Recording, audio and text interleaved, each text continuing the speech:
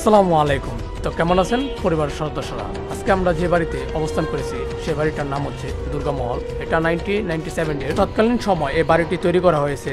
গ্রামবাসী থেকে যতটুকু তথ্য পাওয়া গেছে, এটা নাকি যিনি তৈরি করেছে একসময় ব্রিটিশ পিরিয়ডের তিনি প্রেসিডেন্ট ছিলেন।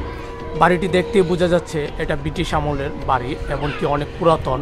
আর আরেকটা বিশেষ করে ঘটনা জানা গিয়েছে, এই বাড়িটি আপাতত ভূতের বাড়ি বলা হয়, ভূতের বাড়ি, যেটা গ্রামবাসী থেকে জানা গিয়েছে। এখন আপাতত গ্রামবাসীর আয়ত্তে এই বাড়িটি রয়েছে এবং কি তারা এটারে দেখাশোনা পরিদর্শন সব কিছু করে রাখে। এই বাড়িটি দিন দুপুরে খুব আলোকিত এবং কি দেখতে সৌন্দর্য দেখা যায়। হ্যাঁ, কিছুটা হলেও ভূতের বাড়ি হলেও কিন্তু রাত্রেবেলা হলে, সন্ধ্যা নেমে গেলে এই বাড়িটা খুবই ভয়ানক। এমনকি মাঝে মধ্যে কিছু কিছু শব্দ পাওয়া যায় যা গ্রামবাসী থেকে জানা গিয়েছে। আর কিছু কিছু শব্দ ভয়ানক হয়ে থাকে যা ওনারাই নিজেরা বলে। আমাদের কাছে বাড়িটা চারপাশ ঘুরেছি, অনেকগুলো গেট লাগানো আসলো যা আমরা ঢুকতে পারিনি। গ্রামবাসী থেকে জানা গেছে ওইগুলো ঘরে নাকি ঢোকা যাবে না। যাই হোক, আমরা ওইগুলো চেষ্টা করি নেই।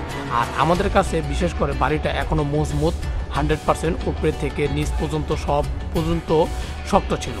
আমাদের কাছে বাড়িঘরটা খুবই পরিষ্কার এবং কি পরিচ্ছন্নতা ভালো লাগছিল। হ্যাঁ, কিছুটা নিচে অপরিষ্কার, যেটা কিনা ওনারা কাজ করে এই বাড়িতে। যেহেতু বাড়িটা গ্রামবাসীর আন্ডারে, ওনারাই বেশিরভাগ এখানে বসে থাকে দিন দুপুরে।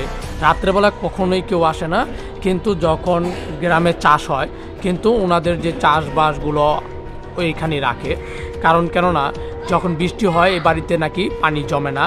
আশেপাশে পানি জমলেও এই বাড়িতে নাকি পানি উঠেও না, জমেও না।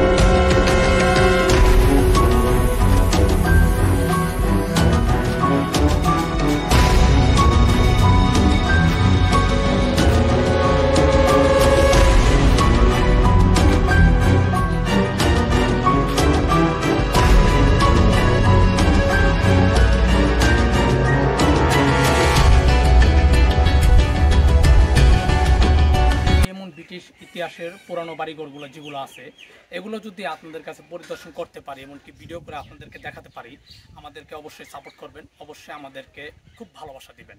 কেননা আপনাদের জন্য এবং বাড়িঘরগুলো ইতিহাসগুলো ওঠানোর জন্য আমরা এতটা কষ্ট করে অনেকটা মাইল রাস্তা দিয়ে জার্নি করে আমরা আসছি। তো ভালো থাকবেন, সুস্থ থাকবেন, নিজের প্রতি খেয়াল রাখবেন। আসসালামু আলাইকুম।